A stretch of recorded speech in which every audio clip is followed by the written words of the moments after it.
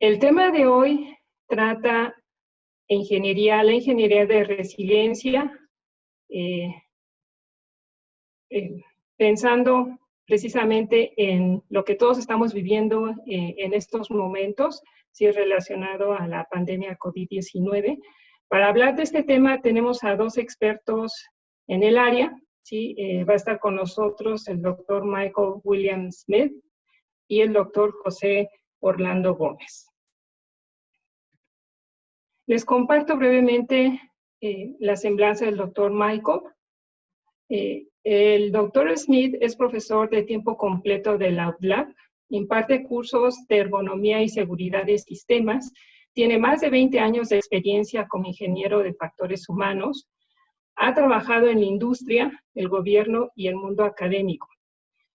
Obtuvo su doctorado por la Universidad Estatal de Ohio, acompañando al profesor David Woods, quien es uno de los fundadores de este tema importante, ¿sí? De la ingeniería de resiliencia. Es miembro actual del sistema de investigación, si tiene del SNI, cuenta con un nivel 1, por tanto cuenta con un vasto repertorio de artículos, conferencias, ¿sí? Es de los investigadores muy activos de la universidad, y en verdad nos da mucho gusto que nos comparta el día de hoy su punto de vista sobre estos temas importantes. Y bueno, como pueden observar, ha trabajado mucho en estas áreas, principalmente en el sector salud. Por el otro lado nos acompaña, tenemos un invitado muy especial el día de hoy, sí, es el doctor José Orlando Gómez. Es profesor titular de la Universidad Federal de Río de Janeiro, en el Departamento de Ingeniería Industrial y en el programa de posgrado en informática. Profesor visitante de la Universidad de Tsinghua, Beijing, China. Profesor del doctorado internacional de la Universidad de Florencia en Salud Global, Ocupacional y Cooperación Internacional en Poblaciones Móviles. Obtuvo su doctorado en la Universidad Federal de Río de Janeiro, con estos temas de ergonomía, y como pueden observar, tiene una lista en verdad muy impresionante sobre trabajos de investigación y trayectoria profesional alrededor de estas áreas. Va a ser en verdad una plática muy interesante sobre este tema. Espero les sea de agrado y los esperamos al final para la sesión de preguntas y respuestas. Enseguida el doctor Michael nos va a compartir su plática. Posterior a la participación del doctor Michael, va a participar el doctor José. ¿Sí? Y al final, como les comentaba, tenemos la sesión de preguntas y respuestas. Adelante, doctor Michael. Okay. Gracias, doctora Flores.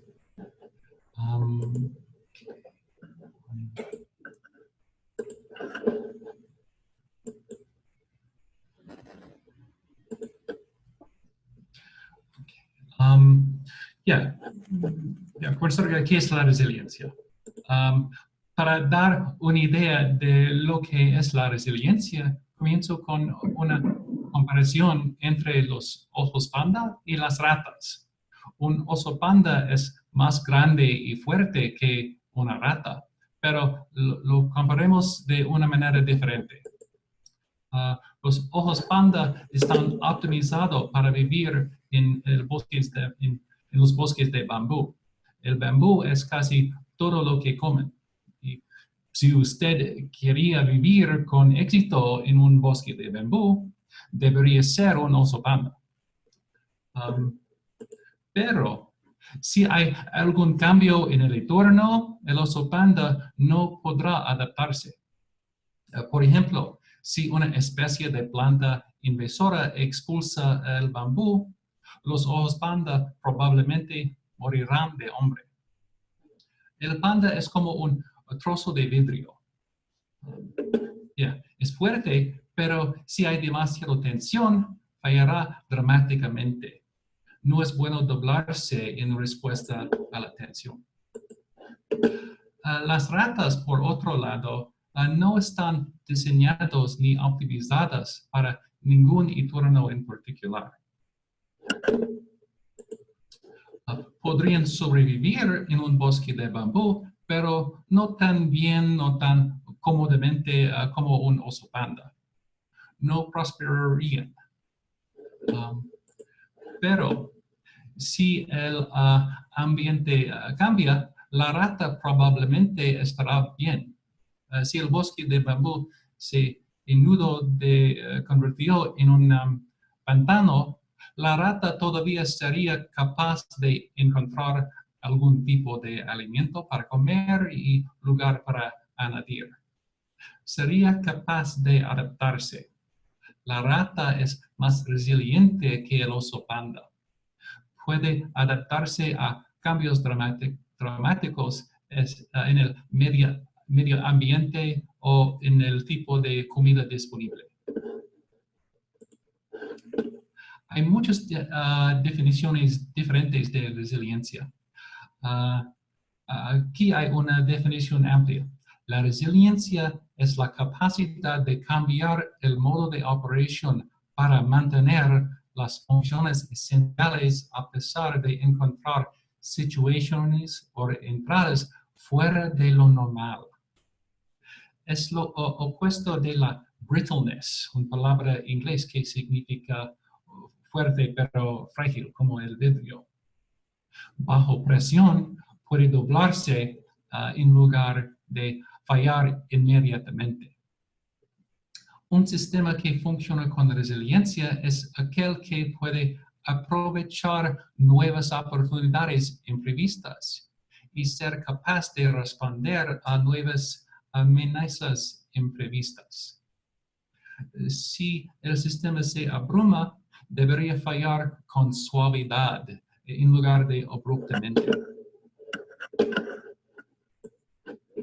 Y la ingeniería de resiliencia se refería a la aplicación de métodos para apoyar la resiliencia en los sistemas sociotécnicos. El concepto de resiliencia se ha aplicado a muchas áreas diferentes. Y esas áreas tienen definiciones de resiliencia que pueden ser diferentes y enfatizan diferentes cosas que enfatizamos en la ingeniería de la resiliencia. Se está aplicando en ecología, redes informáticas y cadenas de suministro. Hay profesores aquí en UTLA en psicología y arquitectura que están trabajando en la resiliencia. ¿Por qué es importante la resiliencia? Las presiones de costo y tiempo empujan a los sistemas a la optimización para la situación actual. Mantener las capacidades no utilizadas es ineficiente. Economizar dinero, tiempo u otros recursos tienen un beneficio inmediato y palpable. Pero mantener la adaptabilidad para algún hipotético riesgo futuro no produce algún beneficio inmediato y palpable, solo costosos. Hay costosos para mantener un inventario de reserva. Hay costosos para mantener una cadena de suministro redundante. Hay costosos para mantener un soldado experto en el personal si tenemos un robot que hace la operación de soldadura exacta que necesitamos. Si todo se mantuviera estable y previsible, entonces podríamos gestionarlo.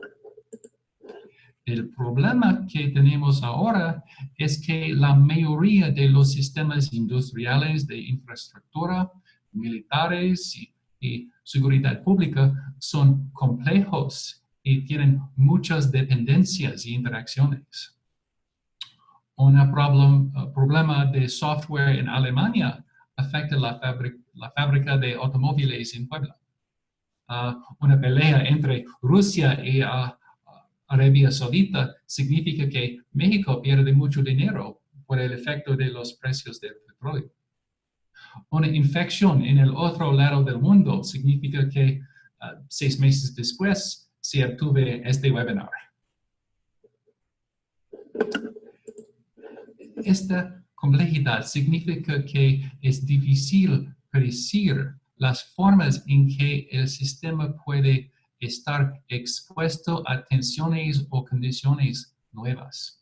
Entonces tenemos incertidumbre y imprevisibilidad introducidos en el sistema. Debido a esto, se ha vuelto rentable dedicar algunos recursos a mantener la capacidad de adaptación. Ahora doy 2 ejemplos de acciones que ilustran la resiliencia. Uno es pequeño escala y la otra es más grande escala.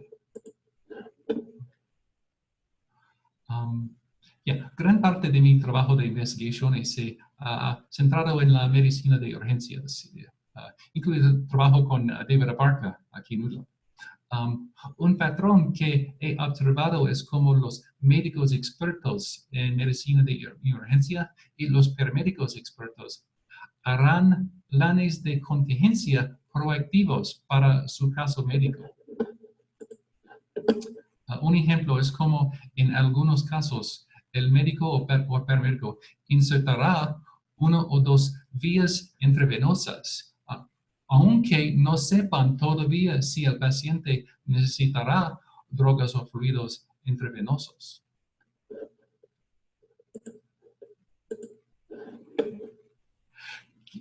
Querían estar preparados en caso de que el paciente necesita repentinamente un gran volumen de droga o fluido administrado muy rápidamente, sin la demora de insertar la aguja hipotérmica y fijar el catéter. Lleva tiempo insertar correctamente la aguja hipotérmica y conectar el catéter. Para los paramédicos no se puede hacer en una ambulancia de movimiento. Si el paciente necesita repentinamente una droga o un fluido debido a un problema cardíaco o presión arterial, el retraso podría ser mortal.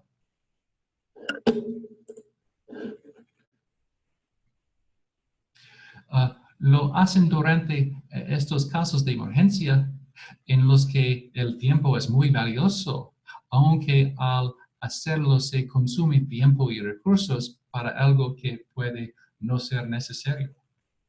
Pero es una forma de mantener la capacidad del médico o paramédico para responder con la suficiente rapidez a una necesidad repentina. Se están anticipando a una posible situación de riesgo y están tomando medidas para asegurarse de que podrán mantener el control y manejar la situación de ritmo rápido.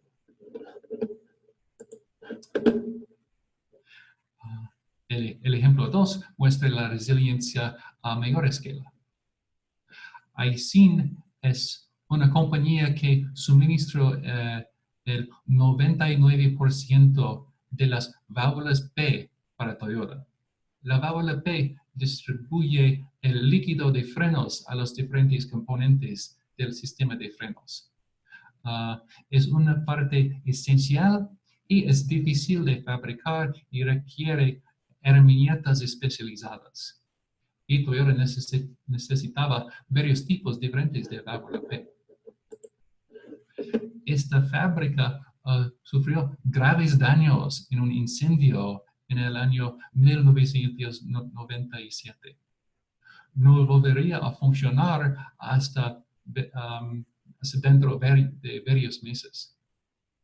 Debido al sistema de producción justo a tiempo de Toyota, solo tienen stock de válvulas para solo 4 horas de producción.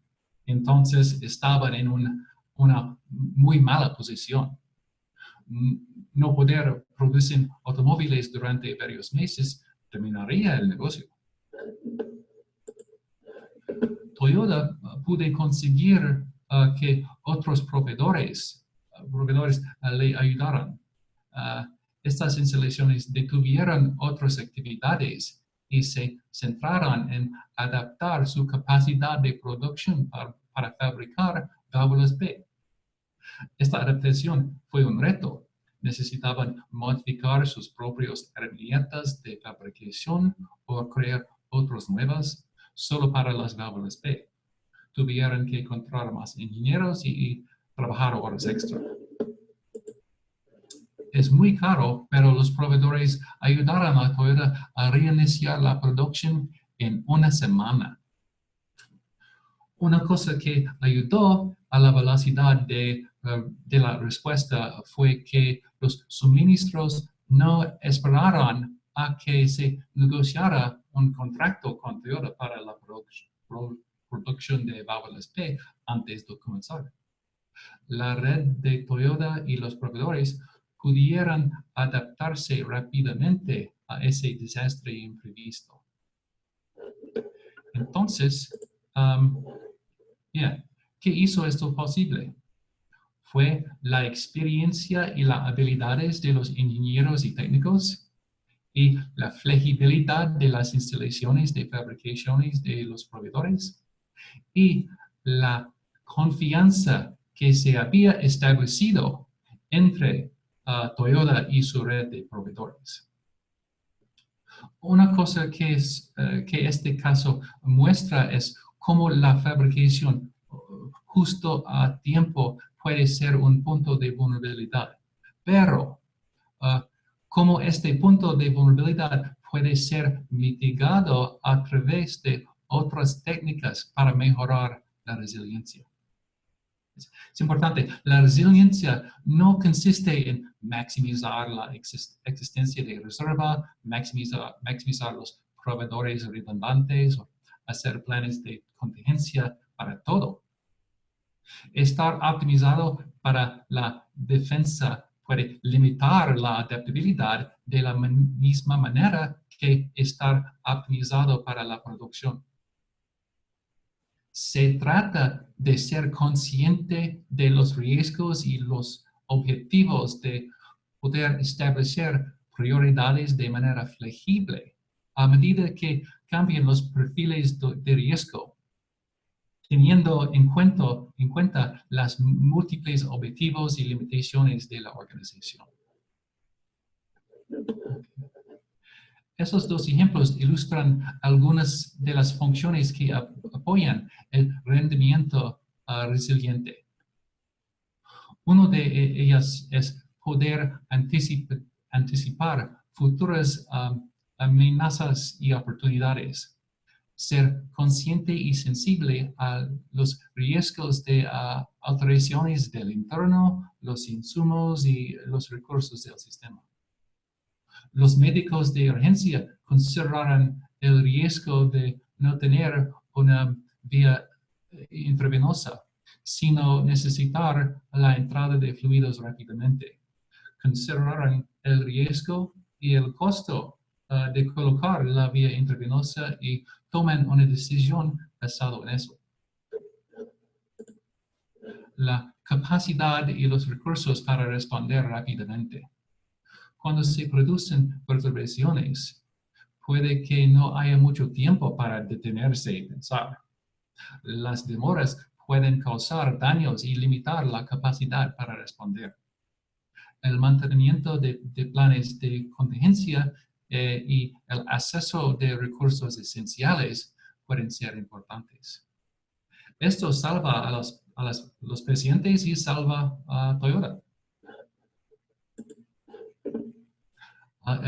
Experiencia, o la palabra en inglés es expertise, no son solo años de experiencia, sino también una forma más compleja y rica de entender el dominio de la práctica y poder ver qué factores son importantes y cuáles no.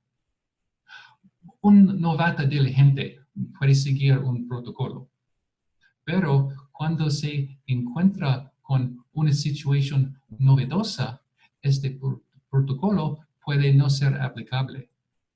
La persona con experiencia puede ver si y cómo desviarse del protocolo flexibilidad.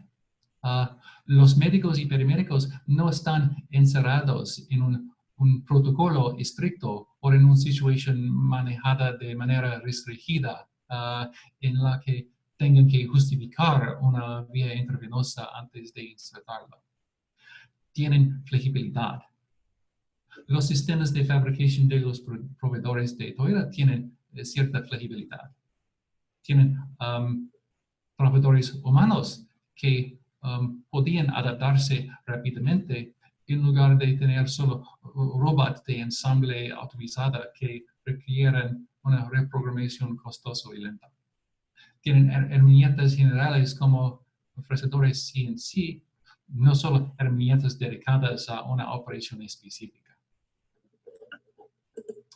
Y la coordinación permitió a Toyota y Aisin trabajar con los otros fabricantes. Tienen los medios para comunicar las especificaciones de forma fácil y precisa. Pudieran proporcionar actualizaciones para que todos tomaran decisiones y planes basados en información actualizada y no trabajaran con propuestos cruzados. Con base en lo que hemos hablado, debe ser capaz de anticipar cómo la resiliencia es relevante al problema de responder a la pandemia de COVID-19. Los diferentes países han respondido de manera diferente a la pandemia de COVID-19. El resultado experimentado por los diferentes países depende de muchas cosas, no solo de la resiliencia de la respuesta. Sin embargo, hay muchos ejemplos de países que responden de manera que ilustran los beneficios de desempeño resiliente al responder a COVID-19. Anticipación.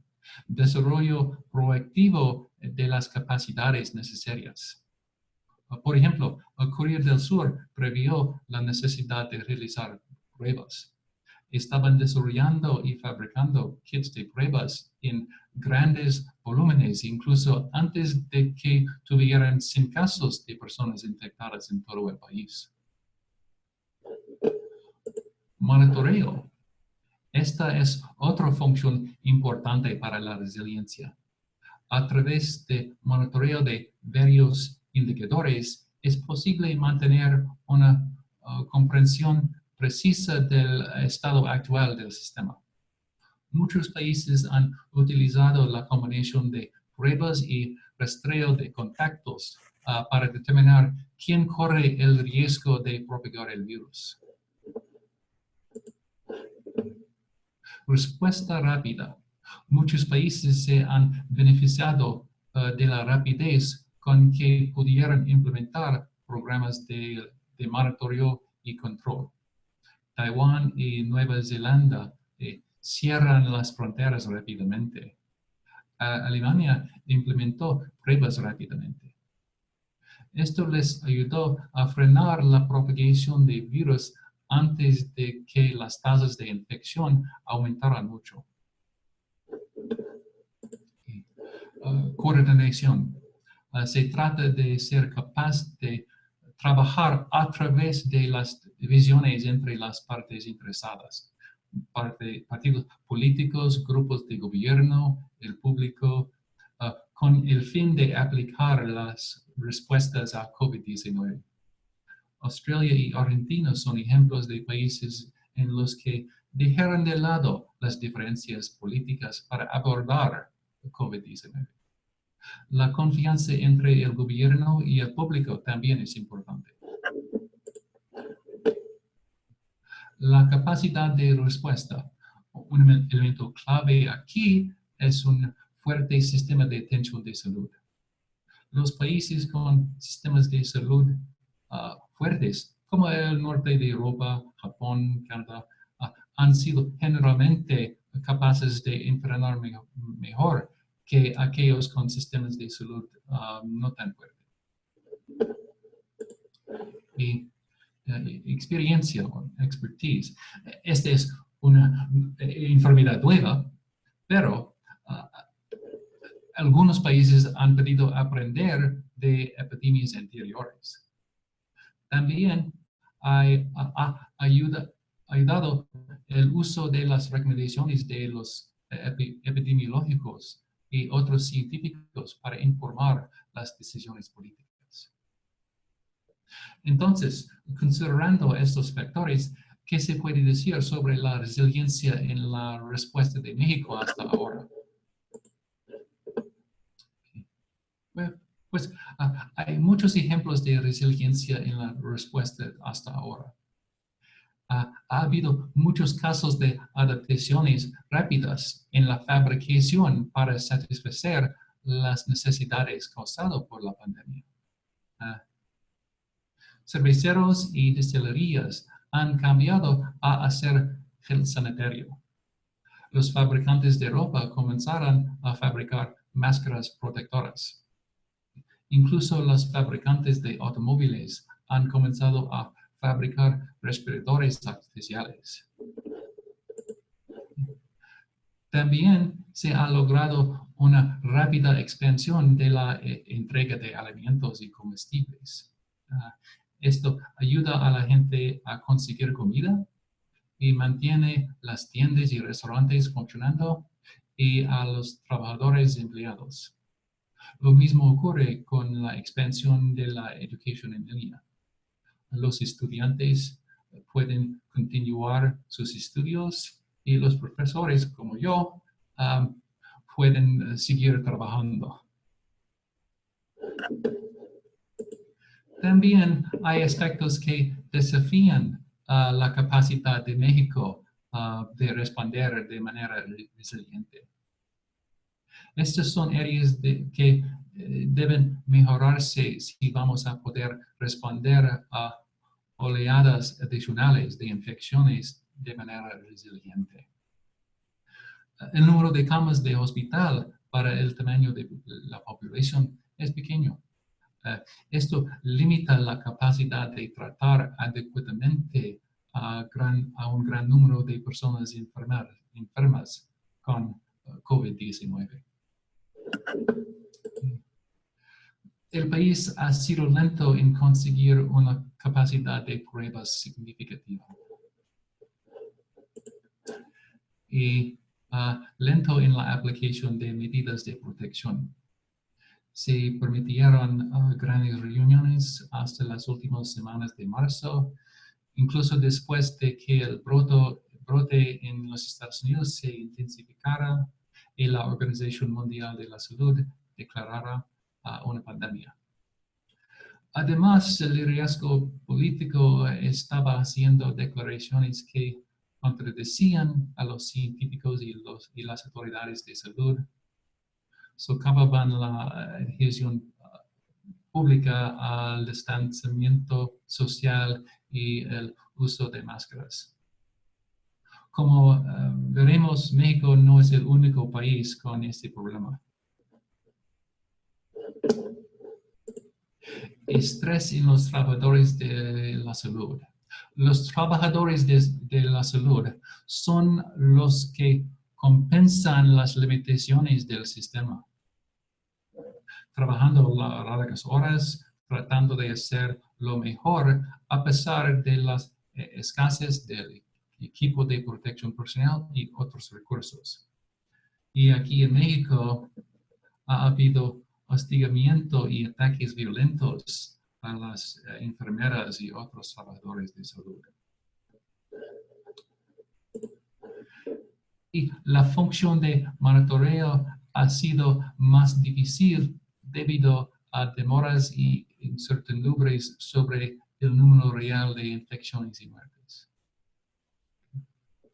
Sigue siendo importante abordar este problema.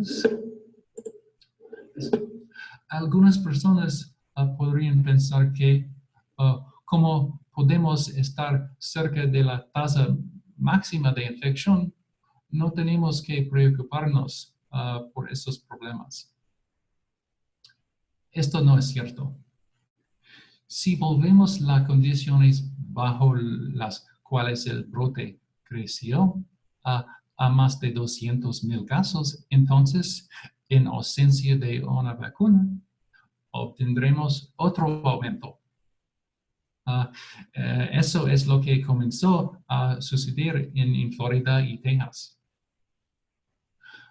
No podremos relajar las medidas de protección, abrir completamente las empresas y el turismo sin abordar estos problemas que son limitantes, son la capacidad de responder con éxito a posibles brotes y controlar la propagación y el impacto de la enfermedad.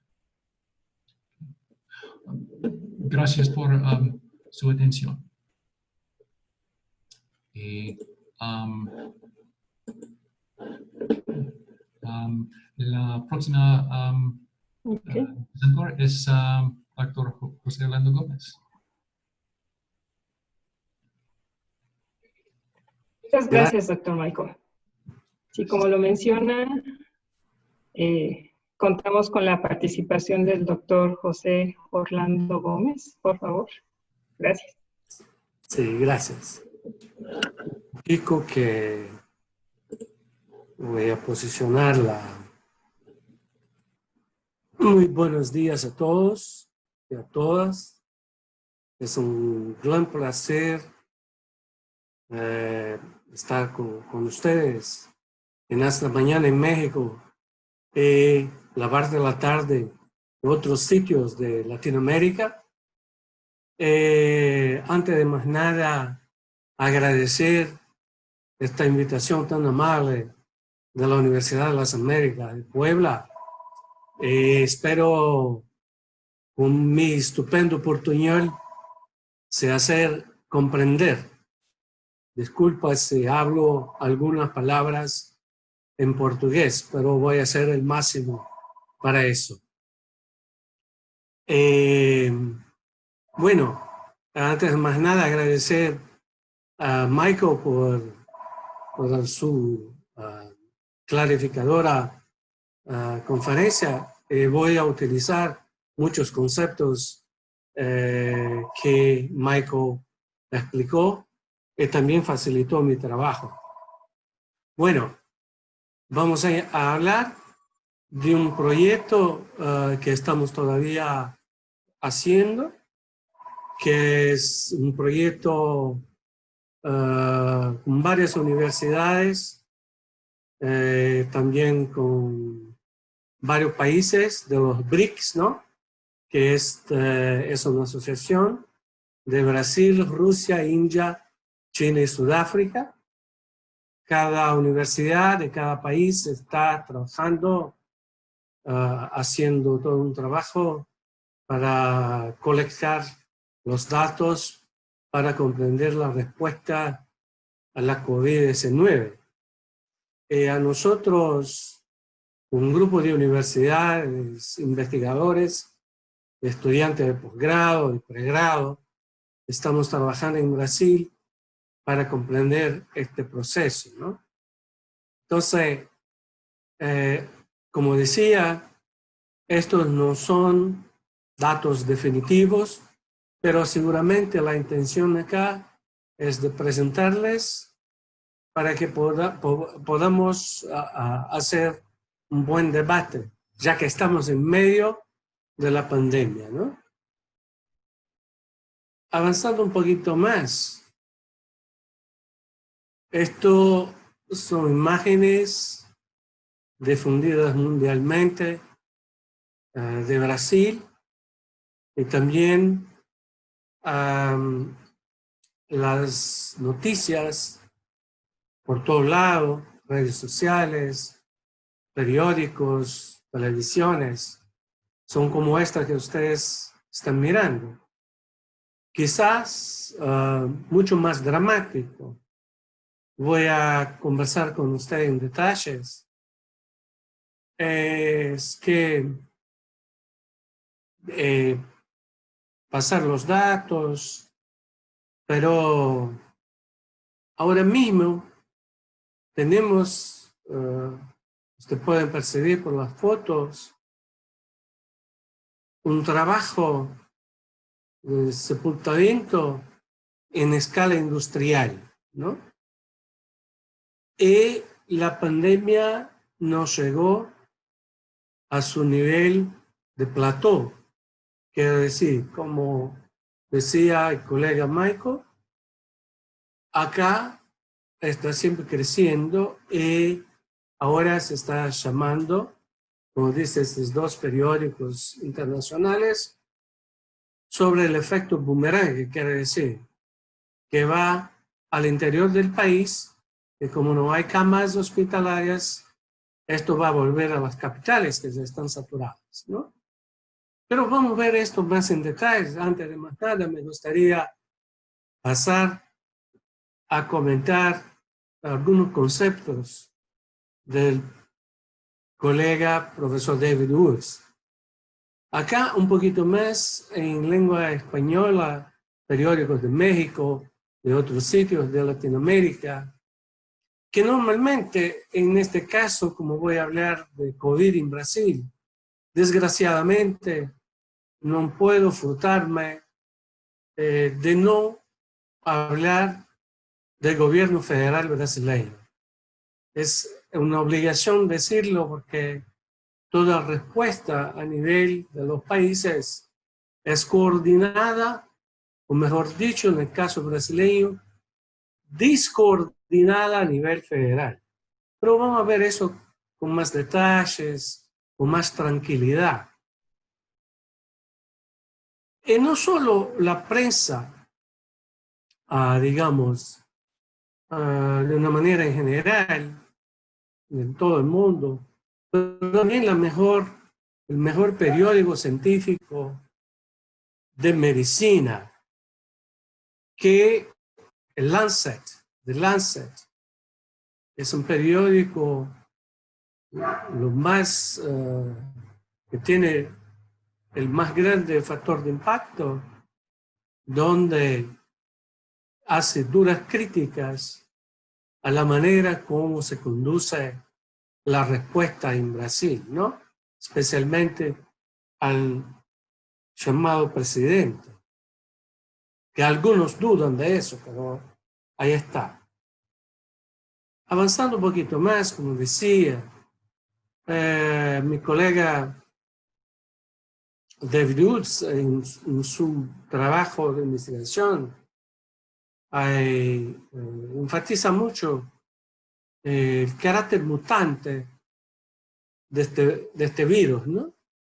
Entonces, él está todo el tiempo y dependiendo de las regiones del mundo mutándose e interfiriendo en la tasa de transmisión, en el predominio de las poblaciones que pueden ser contaminadas.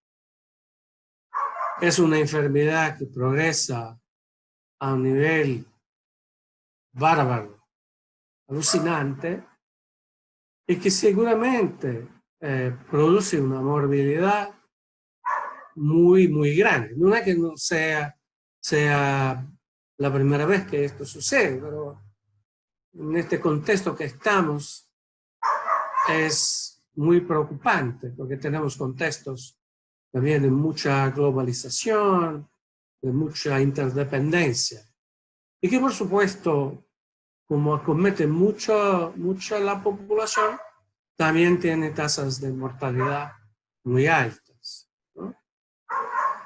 Pues bien, yo voy a usar entonces para clasificar y poder comprender con los datos brasileños, ¿no?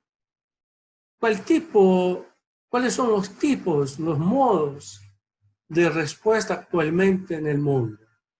Segundo profesor David Woods, que para toda pandemia, esto era la tradición brasileña, actuar temprano, apostar agresivamente por lo hecho, ha hecho Vega, Michael, lo ha hecho Corea del Sur, Argentina, Nueva Zelanda, Alemania. También hay y que consiguieron resultados auspiciadores, que están manejando, al menos he comparado naturalmente a este momento, la pandemia mucho mejor que muchos otros países que, en suma, o nos llevaran de verdad a una, digamos, a una seriedad necesaria, ¿no? Claro, como esto es, decía Michael, tiene características totalmente nuevas que hay que todo el sistema de salud, el manejo, la gestión de respuesta tiene que adaptarse a cada situación y a la propia evolución, a la propia dinámica de cómo la cosa se da. Pero hay países que no llevaron en consideración o no tomaron como lección aprendida lo que sucedió en China. La Alemania lo hizo muy rigurosamente, estaba acompañando. Pero otros países, este virus estaba ya en circulación. Yo estaba en China, yo vine de China al final de enero. Mismo China, a nivel regional, a Wuhan, perdió tiempo para responder. Pero en el día 25 de enero, el Estado Federal chino respondió de manera impresionante. Está respondiendo todavía. Otros estados no actuaron desde el inicio, como Italia, por ejemplo, que pagó un alto precio en vidas humanas, tanto de la población como de los profesionales de salud. Entonces, hay distintas reacciones, ¿no? Entonces, la primera, actuar temprano, apostar agresivamente, es una indicación casi natural de las experiencias de pandemias anteriores. Hay apuestas, digamos, de densidad. Esto está aconteciendo mucho en Estados Unidos, donde el gobierno federal ha hecho un doble juego que dejó a los estados a trabajar, y esto está produciendo distintas actuaciones. Por ejemplo, se actuó en ciudades grandes o algunos estados se sintieron a no tomar precauciones tan rígidas como se debería, como el estado de Texas ahora que está haciendo lockdown. Pero esto, según el profesor Woods, puede conducir a un sistema que, semejante a lo que se le llama de apuesta del supuesto, en el curso natural de las cosas, no hacer nada, o confiar en su sistema de salud, o cosa parecida. Y que esto fue un ejemplo de Suecia, distinto de todos los otros países escandinavos, donde Suecia pagó un precio altísimo. Tiene relativamente el mismo número de muertos que Estados Unidos, para una población, más de 4.000 muertos para una población de 10 millones de personas. Entonces, relativamente, está ahí comparada a los niveles de Brasil, hoy todavía parcial, y Estados Unidos también todavía parcial. Yo me permitir descolar porque la variante Ike, la Bolsonaro, que ya es un modo de responder o de no responder a la pandemia, que está directamente conectado. Disculpa, tengo que decir que entramos en la Edad Media en Brasil porque la mayoría del gobierno federal son adeptos de un concepto de tierra plana. Esto no es un chiste, esto no es verdad. Es que no hay un aprecio por la ciencia. Entonces, para poder hacer una pequeña discusión sobre el caso brasileño, yo voy a permitirme elaborar un cuarto modelo, que es el modelo Bolsonaro. Quiere decir que es un modelo que básicamente, como decía el profesor Urs, que él considera una subvariante de la apuesta por recursos naturales, supuesto natural, que básicamente es el desprecio insensible por la vida humana. En esta apuesta dice, en efecto, minimizar cualquier impacto en mí, porque apuesto a que mi riesgo es bajo. O sea, en definitiva, sería apostar que no haga ninguna coordinación, sincronización, solidaridad, todo lo que son características, como decía Michael, de la resiliencia. O sea, ninguna preparación se ha hecho. Y vamos a presentar un poquito más adelante una línea de tiempo, ¿no? Pues bien, de toda manera, esto después de decir, caracterizar los modelos, la característica central es la incertidumbre. Certidumbre. O sea, esto quiere decir que el conocimiento necesario para manejar esta pandemia va a venir, digamos, en zigzag. Se van a ver gente charlando sobre que después que se amanece no se verifica el caso de cloroquina y tantos otros. Por otro lado, se abren caminos que son prometedores, pero que se nos conduce también a callejones sin salida. Y por otro lado, también puede venir de fuentes inesperadas, desde que se trabaje de forma adaptativa.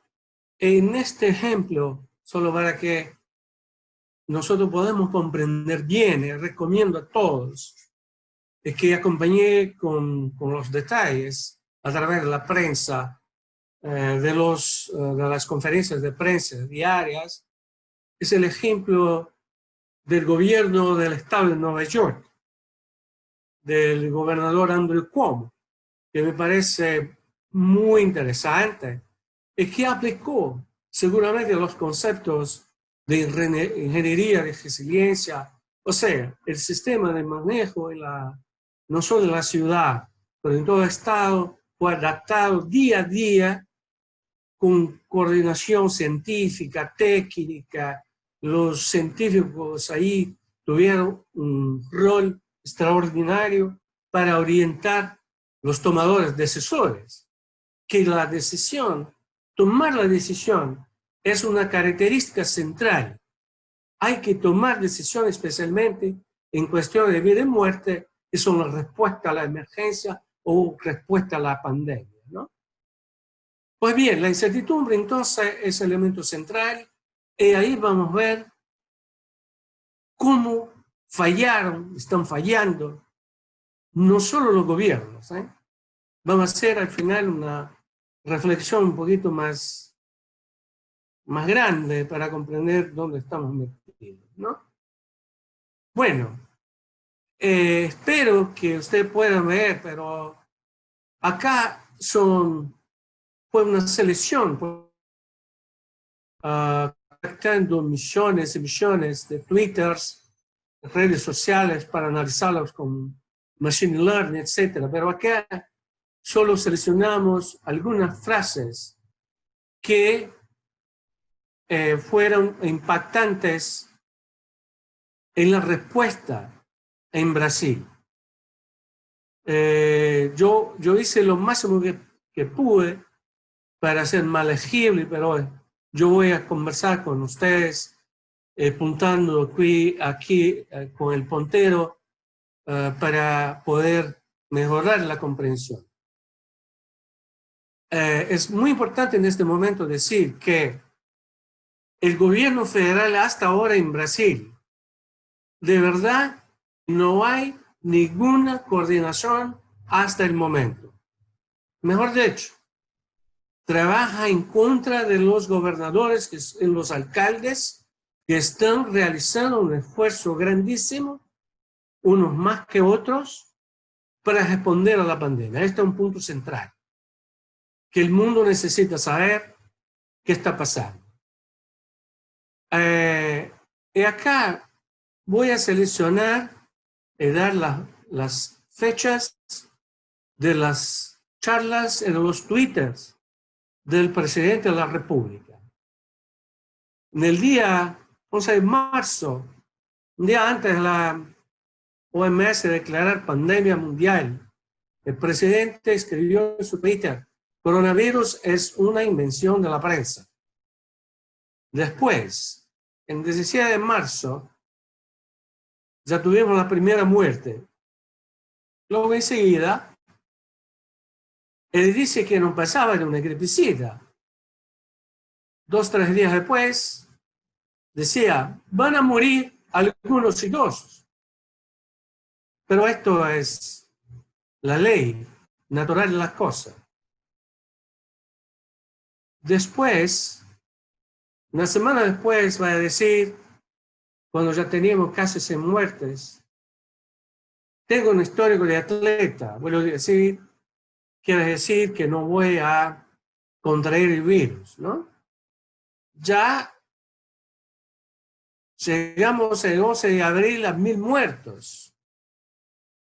En el día 16 de abril, esto es un punto importante que ustedes lo sepan, desde el inicio de la pandemia hasta ahora ya estaba en el tercero ministro de la Salud.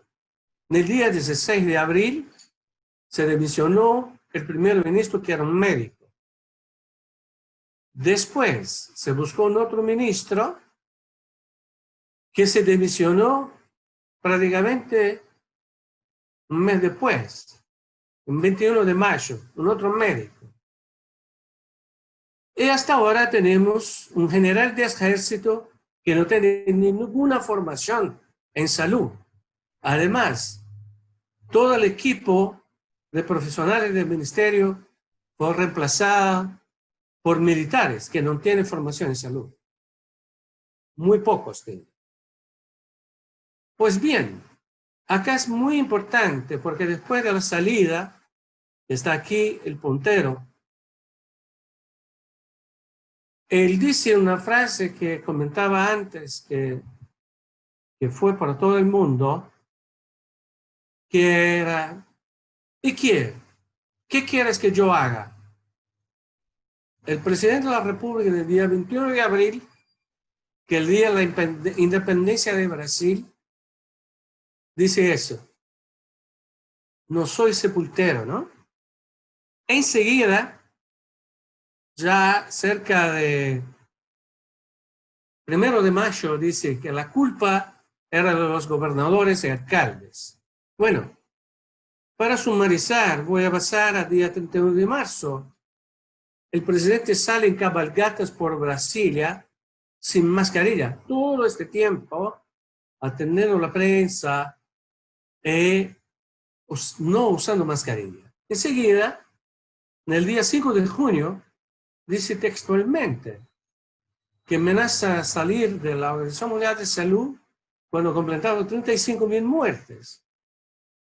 Y que dice una frase que estaba con los datos estaban muy grandes, inflacionados.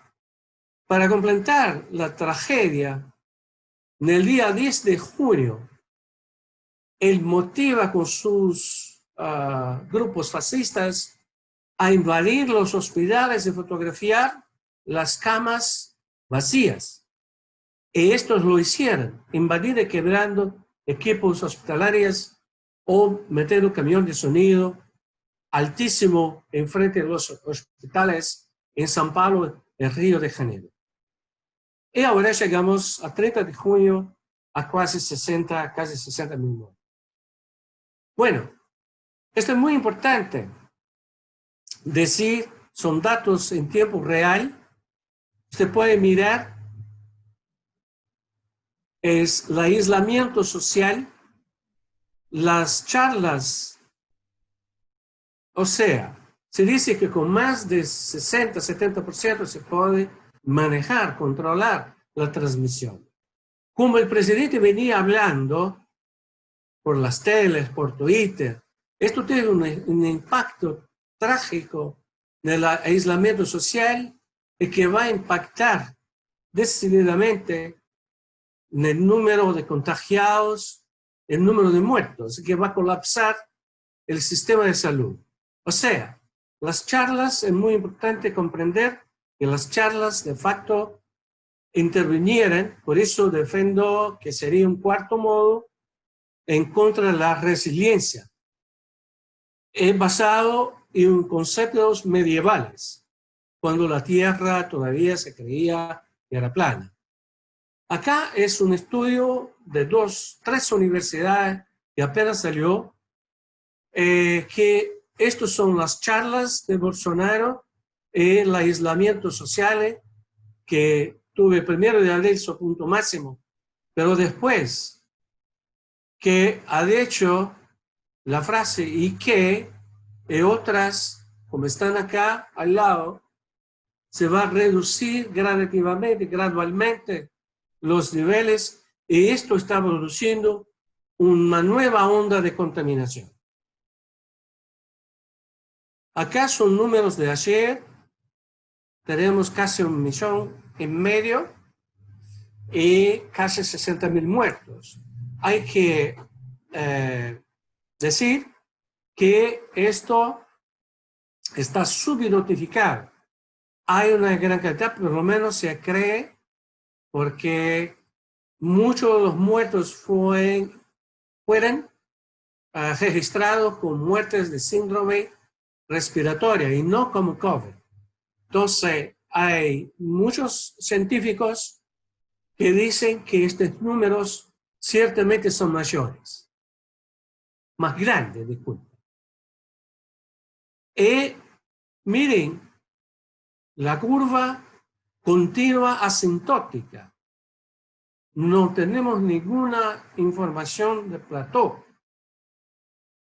Acá son proyecciones, son modelos, claro, matemáticos. Todo eso que estoy mostrando fue que los gobernadores, 9 gobernadores del nordeste brasileño, que son 60 millones de personas, han construido un comité científico, han aplicado el máximo conocimiento y adaptaciones, el principio de la ingeniería de resiliencia que está trabajando mucho, está trabajando en el nordeste, no tengo tiempo de mostrar, pero están consiguiendo resultados, pero ellos también están haciendo para todo el país, porque no hay un sistema federal.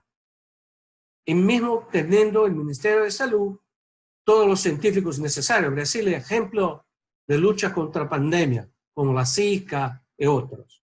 Acá en esta proyección, en esta simulación, si continúa así, vamos a llegar a 8 millones al final de julio y 2 millones de contaminados.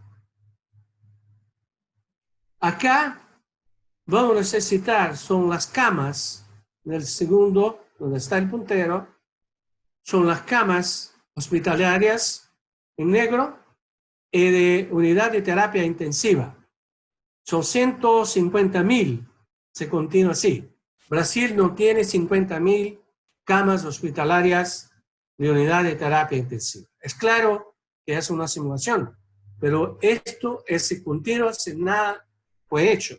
Lo que está sucediendo en Brasil, que hay estados que están haciendo nuevamente el lockdown. Entonces entramos en un sistema muy parecido, pero peor que Estados Unidos. Quiere decir que la pandemia va a continuar. Entonces, Aunque no tenemos la vacuna, la situación continúa a degradarse.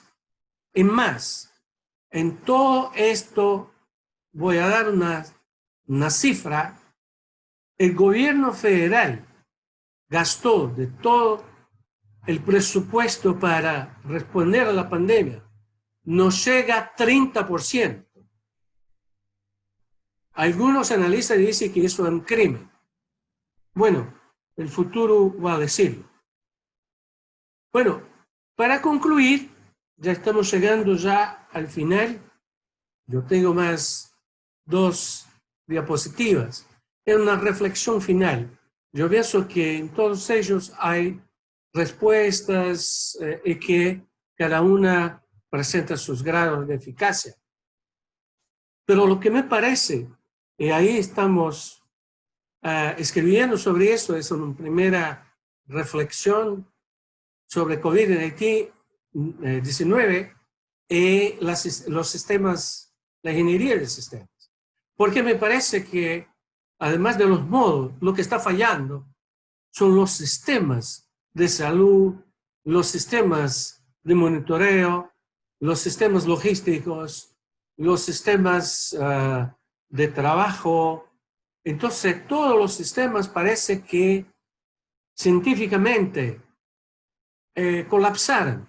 Pero lo que colapsó, una reflexión que me gustaría hacerlo en esta conclusión con ustedes todos, también la propia ciencia, si estamos en arresto domiciliario, estamos porque también lo que estamos produciendo, enseñando, investigando dentro de la academia, tampoco fue suficientemente robusto, resiliente, porque ahí estamos, al menos acá en Brasil, seguramente vamos a estar el año todo en arresto domiciliario si queremos sobrevivir adecuadamente. Entonces, me parece que los conceptos enseñados en ingeniería de sistema, de producción o medicina o lo que sea, necesito de una revisión profunda. ¿Por qué? Hay los sistemas optimizadores enseñados principalmente en ingeniería industrial, donde estoy, donde está Michael, profesora Xochitl. Yo pienso que nosotros tenemos que refletir mucho sobre cuál es la amplitud del sistema, porque me parece que los sistemas privados ilusionamente están optimizados y los sistemas públicos dejando al lado tampoco fueron optimizados. Hoy estamos en una enfermedad endémica también de los abordajes de ingeniería de sistemas, ingeniería de producción, ingeniería industrial, que ahí también están colaborando para este colapso. Es claro que es una provocación, pero no me furtaré de hacerlo a los colegas y a todos que están nos acompañando, porque me parece fundamental. Entonces, sería, disculpa adelantar, pero tenía que decir alguna cosa, teníamos mucho más cosas para decirlo. Quería agradecer muchísimo esta oportunidad y esperamos que tengamos más datos brevemente para compartir con ustedes. Muchísimas gracias por la paciencia de todos y todas. Pues muchas gracias, doctor Orlando, doctor Michael. Podemos pasar a la sesión de preguntas. Sí, no sé si alguien del público tenga alguna inquietud, quisiera compartir algún comentario. Bueno, aquí tenemos felicitaciones, sí, a los doctores. Parece que están contentos. En verdad, yo comparto esa opinión. Muchas gracias por el contenido. Fue muy interesante lo que han compartido con nosotros. Pues muchas gracias. Sí, nos felicitan. Sí, como pregunta tal, no tenemos en este momento alguna.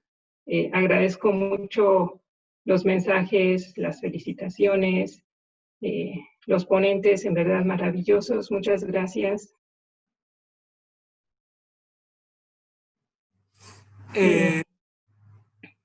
Yo quería hacer un comentario, profesora, ya que acá tenemos más datos que me gustaría compartir mientras se puede venir a más preguntas. Ok. Entonces, mientras yo gustaría agregar, en Brasil lo que pasó es que hay 50 millones de personas que están en la informalidad. El gobierno federal, para que pueda comprender la disfuncionalidad del gobierno federal brasileño, el Congreso brasileño aprobó un auxilio emergencial de $130 más o menos al mes a todos que necesiten. Pero desgraciadamente, el gobierno no organizó la distribución y hasta hoy 23 millones de personas no la recibieron. Y estas personas viven en las favelas, en las poblaciones más débiles. No lo recibieron. Entonces, ¿qué sucedió? Esta gente que trabaja en la informalidad volvieron a trabajar o presionaron los gobiernos locales, los alcaldes y los gobernadores. ¿Qué pasó entonces? Esto generó un efecto contrario.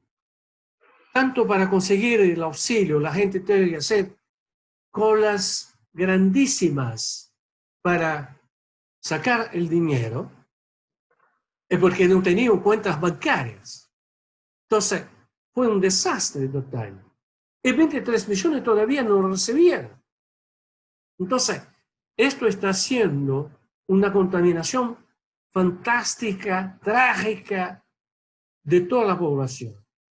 Y además, para concluir este punto, 30% de la clase A y B, que son las clases más ricas de Brasil, recibieron en sus cuentas bancarias. Entonces, estamos dentro de un escenario muy complicado. Me parece que ya tenemos preguntas, ¿no? Sí, aquí aparece una.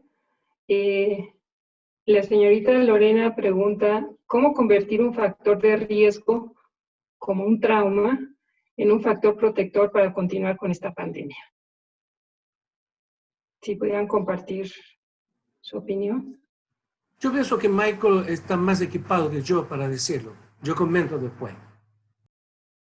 Ok, es una pregunta muy importante. ¿Cómo utilizar ese, cosas tan tristes para utilizar? Una cosa importante es para aprender de esos tipos de cosas. Es muy común de reacciones de ese desastres y tragedias, es para simplemente asignar la culpa a una persona o otra persona, pero es importante para aplicar la perspectiva de sistemas, para aprender todas las cosas que involucran en ese desastre. El riesgo es de aprendizaje de esos momentos es la tristeza o la, por ejemplo, pues en Estados Unidos, hay la actitud es o China es un país muy extraño con, ellos comen más ciervos, ¿por qué? Es obvio, hay una pandemia allá, pero Estados Unidos son civilizados, no hay riesgo aquí porque son muy especiales. ese es el barrera a aprendizaje de este tipo de cosas. Entonces, los problemas, las faltas de preparación, los muertos, es para aprender qué son los factores que afectan eso. Y para identificar oportunidades para prevenir ese tipo de patrones en el futuro. Es mi pienso inicialmente. Orlando, ¿otros comentarios? Sí, gracias por la pregunta. Yo pienso, voy a agregar a que dice Michael, mi experiencia desde China, porque estuve en aislamiento en China, después cuando llegué en Brasil, continué porque tuvimos muy poco tiempo, entonces tuve una semana en la universidad, solo una clase, entonces estoy prácticamente todo el tiempo en aislamiento. Esto es un tema durísimo, es preocupante, que también debe ser tomado en cuenta por la gestión de la pandemia. Lo que percibo es que en el primer momento hay que tener confianza la población en los gobernantes, en los que están coordinando la respuesta. Y es justamente lo que no ocurrió en Brasil. Entonces, esto tiene un efecto de romper la solidaridad. Entonces, la gente se siente muy sola y yo diría que en Brasil hoy se produce una banalización de la muerte. Podría agregar a esto, hay un concepto que es muy nuevo, la ciencia política, del doctor Bembe, que es la necropolítica, que encaja bien en determinados gobernantes como este es de Brasil, donde hay un culto a la muerte a través de políticas que son en contra de las poblaciones frágiles, en contra de los negros, en contra de los pobres, las poblaciones, las minorías, identidad de género, en fin, todo este paquete que viene de la ultraderecha hoy en boga en el mundo es un factor que yo diría es difícil. Hay algunos científicos en Brasil que llegan a decir que hay un experimento psicológico manejado por los militares brasileños en contra de su pueblo. Entonces, yo no llegaría tanto, pero yo digo que, desgraciadamente, si no hay la construcción de la solidaridad, no hay prestación de cuenta diariamente de lo que está haciendo, esto no construye una capacidad psicológica para enfrentar la pandemia. Quiero decir, esto no soy médico, pero algunos colegas también dicen que esto puede tener un efecto también en la inmunidad. Entonces, por ejemplo, hay necesidad de meter a la gente en aislamiento, hay necesidad de proveer programas de verdad, aunque sea público o privado, pero la coordinación tiene que existir de gimnasio, de alimentación para aumentar la inmunidad, de ocupación.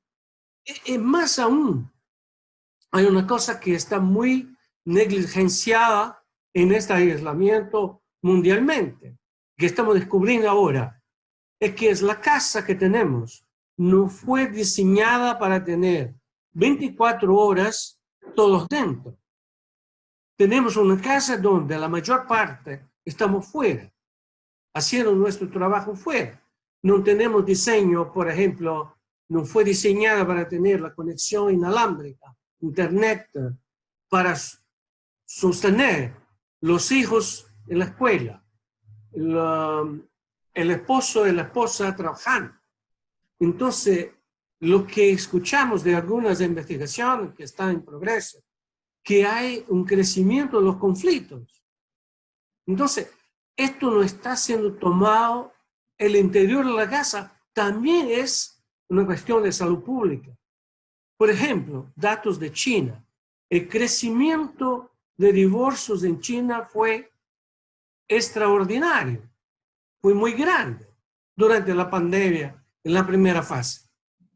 Entonces, hay que tener en cuenta, en Brasil, por ejemplo, se aumentó la violencia doméstica del hombre contra la mujer. Entonces, no es una cosa simple, se está tomando como simples. Es por eso que algunos científicos están diciendo que hay que accionar el Tribunal Penal Internacional de Haya para juzgar determinados gobernantes que no están respondiendo, porque esto sería, según algunos científicos, un genocidio. ¿Por qué? Porque nos está haciendo esto de esta manera, ¿no? Entonces, hay que todos estos puntos que comenté muy brevemente, yo pienso que tiene que ser parte ahora, no solo en Brasil, pero en México, en todos lados. Hay ejemplos en Brasil a nivel de los gobernadores, de los alcaldes. Por ejemplo, el estado de Bahía hay un ejemplo fantástico, y termino, porque hay muchas historias sobre eso, porque estamos viviendo eso 24 horas por día. En Bahía, por ejemplo, aislamiento es imposible en la favela. En Brasil, solo 14 millones de personas en favela. O sea, es casi 10% de México, un poquito más.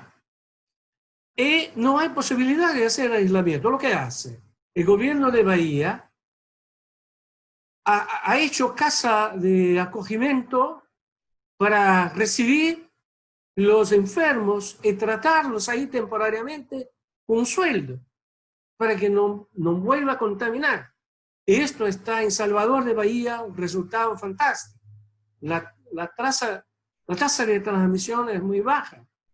Entonces, hay ejemplos, hay ciudades haciendo cosas fantásticas, pero otras no. Entonces, diría que se está fallando de manera a nivel global, nacional, a hacer eso. Ok, muchas gracias. Aquí tenemos una pregunta de el señor Roberto Ley.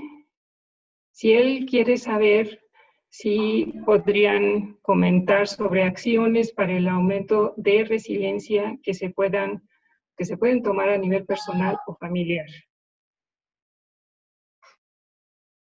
Si pudieran comentar sobre algunas acciones. Ya, hola, y gracias por su pregunta. Y esa es una buena ilustración de resiliencia contra perspectivas de seguridad tradicional. Tradicional es para minimizar los puntos de vulnerabilidad y maximizar, llevar no solo máscara para respiradora y todos, pero la resiliencia sobre cómo manejar los diferentes objetivos y limitaciones. Y por ejemplo, Brenda menciona el problema de violencia doméstica. Ok, y normalmente, una persona es mejor para dejar en su casa, pero en ciertos casos por ejemplo, violencia doméstica, ok, es más seguro para llevar, ¿cómo se dice? Shelter. Pero, depende, en cada caso es cómo manejar ese trade-off, balance contra diferentes riesgos. Y el COVID, nuestro conocimiento sobre riesgos y el estado de riesgos actual es dinámico. Entonces, en unas situaciones es mejor para mantener en su casa y reciben comida allá, pero en otras situaciones es posible para salir a la casa y para el riesgo de psicológico o otros. Entonces no hay una solución sencilla, desafortunadamente, pero mi recomendación es para evaluar los riesgos diferentes y adaptar cuando hay un cambio de riesgos. Ok, gracias. Creo que tenemos tiempo para un par de preguntas más. Tenemos nos piden por favor, ¿qué acciones se deberían tomar dentro de los hospitales para aumentar la resiliencia interna?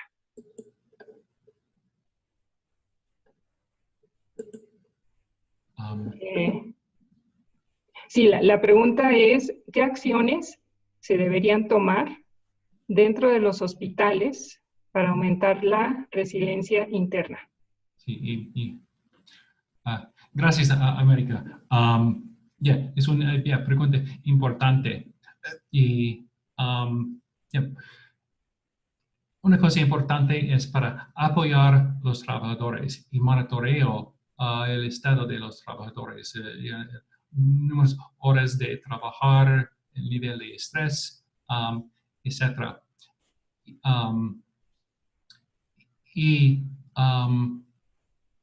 Anticipar qué equipo estaba en el futuro y es importante también, y México es más oportunidades que, por ejemplo, en Estados Unidos, es la coordinación entre hospitales por cambiar recursos, etc.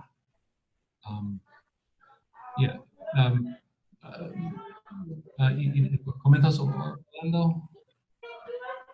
Sí, yo pienso que, como estaba mirando las preguntas, la cuestión no es de pensar un sistema aislado. La primera cosa que tenemos que tener en mente es que hay que trabajar, la primera es hacer lo que no ha hecho Brasil, que ha hecho Alemania o ha hecho Italia. No hay diferencia entre el sistema público de salud y el sistema privado. Es una cola única para ellos. En Brasil está separado. Entonces, más o menos mitad de las unidades, de las camas de unidad de terapia intensiva. ¿Qué sucede? Es que el sistema público está colapsado. Nosotros tenemos hoy más de 300, casi 400, este número todavía es parcial, de médicos y profesionales de salud, enfermeros, técnicos que ya murieron, porque esta pandemia, trabajar con ella implica, si no estás equipado, si no tiene las condiciones mínimas, las protecciones y todo eso, se muere junto con los pacientes. Entonces, es la enfermedad. Entonces, lo que está pasando es justamente la cuestión de la discoordinación.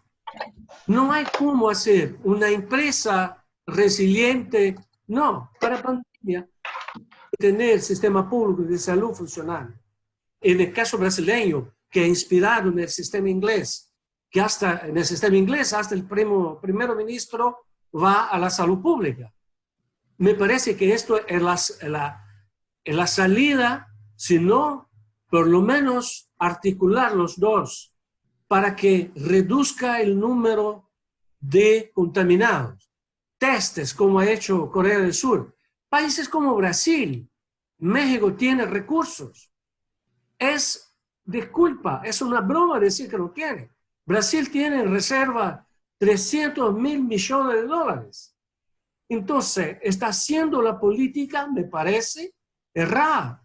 Entonces, no hay resiliencia societal. No es la resiliencia de uno dentro de casa y la resiliencia afuera. Nosotros mismos que somos clase media en Brasil, estamos dentro de casa, recibiendo comida por delivery. Si no tenemos todas las precauciones, puede llegar a través de los alimentos, como llegó en China ahora en el mercado un salmón importado de Escandinavia. Entonces, la gente tiene que parar de pensar que es una isla. Este es el concepto de resiliencia. No hay una empresa, no hay una casa, no hay una clase social, no hay. Hay un sistema humano donde el público y el privado necesitan trabajar en conjunto. Esto, ¿por qué? Porque los modos que no se actúan de esta manera produce el sistema caótico. Brasil, Estados Unidos, es que todo esto que no actúan seriamente en toda la fase, ¿qué van a producir? Van a producir caos. Lo que está pasando, yo puedo decir más que conozco de Brasil, pero yo veo China, por ejemplo, que ha hecho en la segunda ola, se testó, se aplicó, individuó la gente que compró en el mercado Xifadí de Pekín y se testó toda la familia. Se encontró los que estaban contaminados, se aisló y se trató. No hay otra cosa a no hacerlo de esta manera, pensar sistémicamente.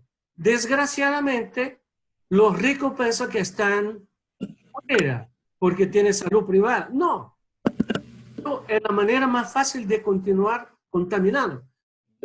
Es más, la enfermedad llegó en Brasil a través de las personas ricas que contaminaron sus empleados en sus negocios, contaminaron los aeropuertos, contaminaron los domésticos y así sucesivamente que llegó a la favela. Entonces, ahora lo que está pasando, hay una explosión porque no se puede tratar uno sin tratar el otro. Esto es el esencial de resiliencia. Anticiparse, coordinarse, sincronizarse, buscar los recursos, estar abierto a lo inesperado, no continuar con esta tontería de no pensar el privado es mejor, el público. No, estamos en bancarrota. El capitalismo se capotó. Hay que reinventar. No solo yo que estoy diciendo, son los científicos, con filósofos como Agamben de Italia y otros, ¿no? Entonces, en breve, yo pienso que la mejor forma de pensar es yo no soy una isla. Esto es ser resiliente. Y despertar, y Michael es mucho más competente que yo, soy ingeniero. Michael tiene formación de humana, psicología. Y tener compasión. Tener compasión en este momento va a aumentar la inmunidad. Entonces, digamos en una frase, nosotros debemos ser humanos en toda la extensión de la palabra. Muy bien. Muchas gracias. Muchas gracias. Tenemos algunas preguntas, pero viendo el reloj, desafortunadamente se nos termina el tiempo. Queremos agradecer a todos su compañía, las preguntas que han compartido con nosotros, los ponentes. Muchísimas gracias por todo ese conocimiento que han compartido con nosotros. Y pues, gracias. Muchas gracias a todos. Hemos terminado. Muchas gracias. Gracias a ustedes. Gracias a todos y a todas. Hasta la próxima. Chao. Como se dice así, chao. Gracias.